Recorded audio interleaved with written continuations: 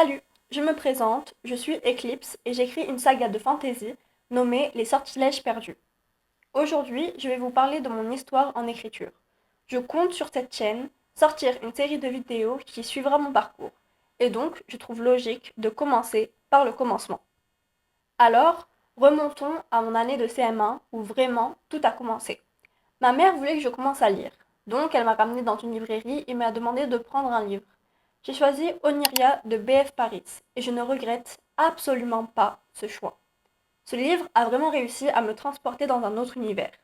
Je suis devenue accro à la lecture, je ne pouvais vraiment pas me détacher de cette saga. Puis m'est venue l'idée d'écrire à mon tour un roman.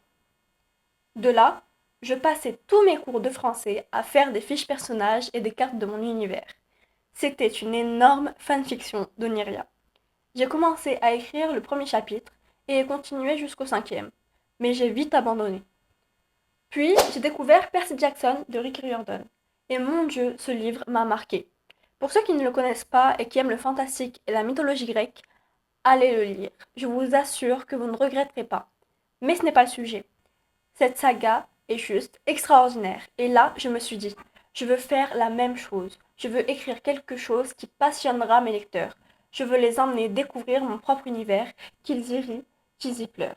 Je veux faire ressentir toutes ces émotions aux gens. Je crois que j'étais en 6e ou en CM2 quand j'ai commencé Le Lac des Lumières. Ça ressemblait beaucoup moins à une fanfiction, mais ce n'était pas encore ça.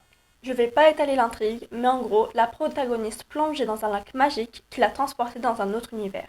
Détail important pour la suite. Mais encore une fois, je me suis lassée. Et puis, en 2023, j'ai eu l'idée de LSP, Les Sortilèges perdus. Je ne sais plus exactement comment. Je crois que l'idée de départ m'est venue comme un flash. Et puis, je l'ai développée pour en faire un livre. J'ai commencé à écrire le premier jet en 2024 et, encore une fois, la discipline n'a pas été mon point fort.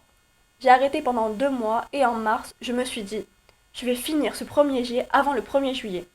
À partir de là, j'ai passé le plus clair de mon temps à écrire. Bien sûr, j'ai eu des baisses de motivation, comme tout le monde.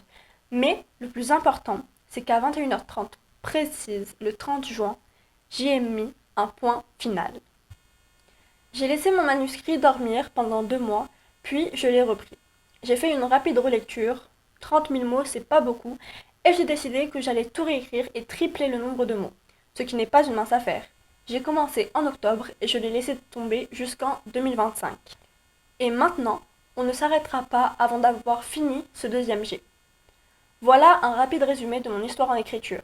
Mais très clairement, LSP, c'est quoi? Pour la faire court, c'est l'histoire d'une orpheline qui un jour va faire un rêve qui va l'amener à sauter dans un lac magique, qui va la ramener dans un autre monde où elle découvre que toute sa vie n'a été qu'un mensonge et que si elle ne fait rien, son vrai monde risque d'être détruit.